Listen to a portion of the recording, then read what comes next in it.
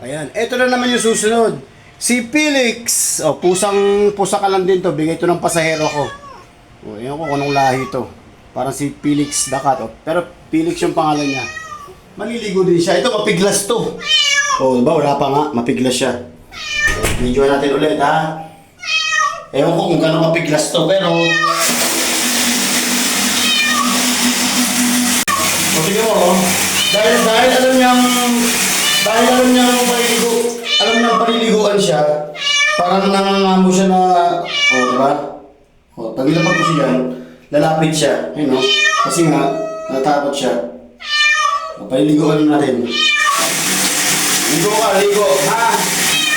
Tama mo, ligo ikaw. Ligo ka na. Ito, mapiglas to eh. Tignan niyo yung ano ko, minsan kung paano yung gagawin ko pag nangangalmot. Pero, mukhang hindi naman na. Medyo sanay na to eh.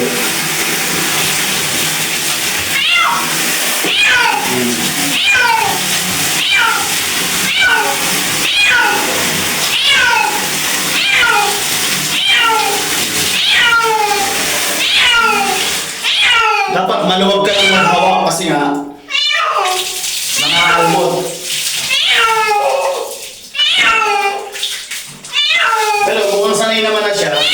Nung una kasi, huwag mong kukontrahin yung paa niya para hindi ka makalulog. Tsaka iwasan mong buhusan yung mukha. Kasi pag nalululog siya, parang natataranta. Katawan lang muna.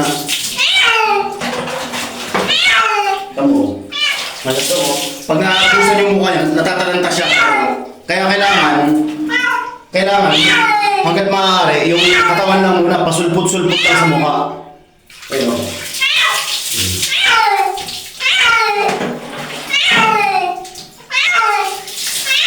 Guligo siya. Tapos, powder muna. Kasi, kaya powder, may pagsabon naman talaga sa pusa. Wala lang kami. Para lang makuha yung mga sebo-sebo. Kasi nga, gala eh. Ito mo, makalabot siya, makalmot. Relax ka lang na huwag kang pipiglas para hindi ka makontra ng kuko niya. Ayun, diba? Huwag kang gagalaw lang, hayaan mo lang siya. Tapos, pisilin mo.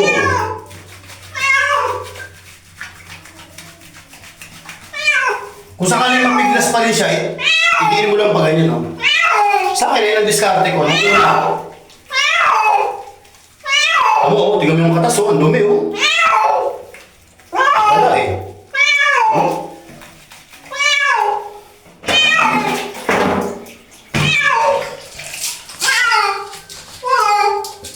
Tapos pag umakit siyang ganyan, ituloy mo lang, huwag mo atakin.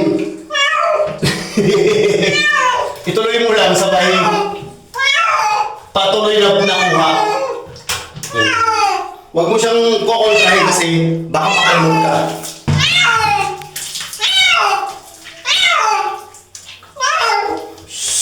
Tapos minsan pinapakalma pag yung ginaganyan-ganyan, no? Nakakalma siya. Tapos tuloy ulit.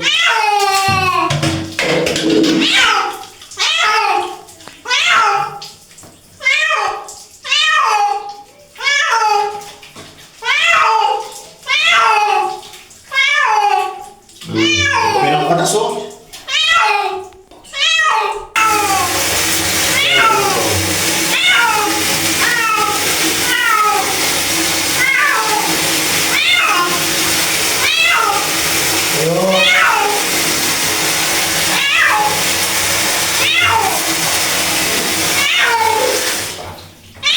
Okay, banlaw na.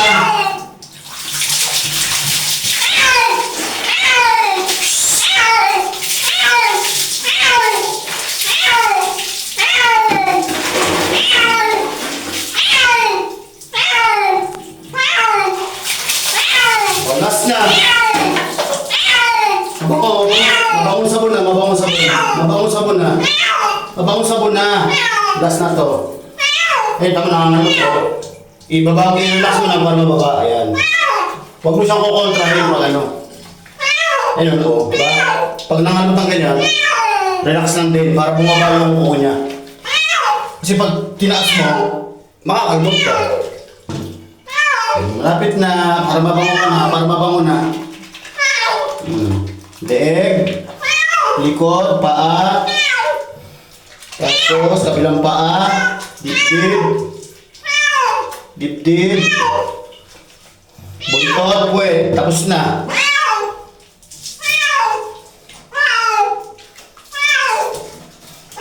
Lalaki to, si Felix. Lalaki rin siya. Hindi rin kami nahihirapang maglinis ng dumi nito.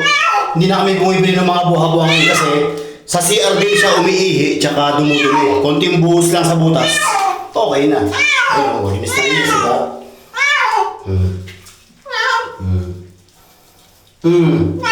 Ayos na.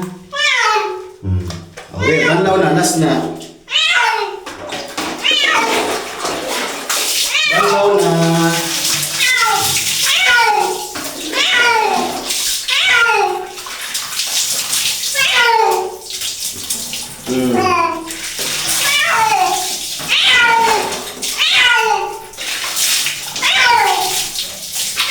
Okay. Last two. Last two.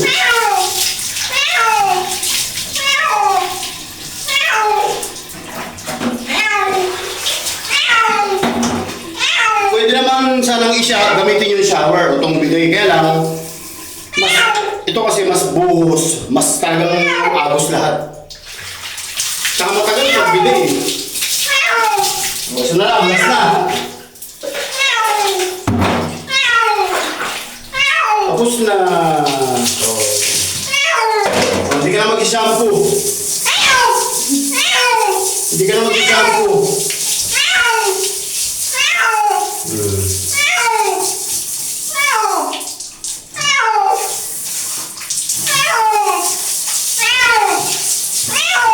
Towel! Tapos, pipiga. Oh, ito mo yung hawak mo.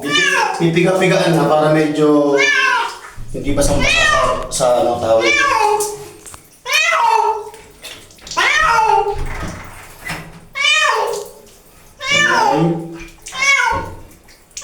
Ano? Takot na maligo? Oh. Ayun siya, oh, diba? Ayos na. O, mag-towel ka na. Towel na. O, siya si Felix. O, yung pangalawa namin pusa. O.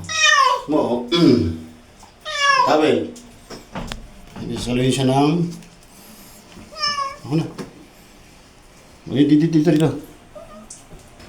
Para, unahin mo yung mukha kasi dun siya mako-comfort eh. Yung mukha. Yung tenga, parang hindi siya naiirita. Parang komportable na siya. Kasi parang masarap din sa pakaramdam niya yung pinupunasan siya. Tapos leeg. Dibdib pa Siya naman kung mawala siyang konti. Puwet. Buntot. Shhh, malapit na. Isa na lang. Pangunas lang nila to. Itong towel na to. Last na, paano lang? Para hindi ka mabasa-basa.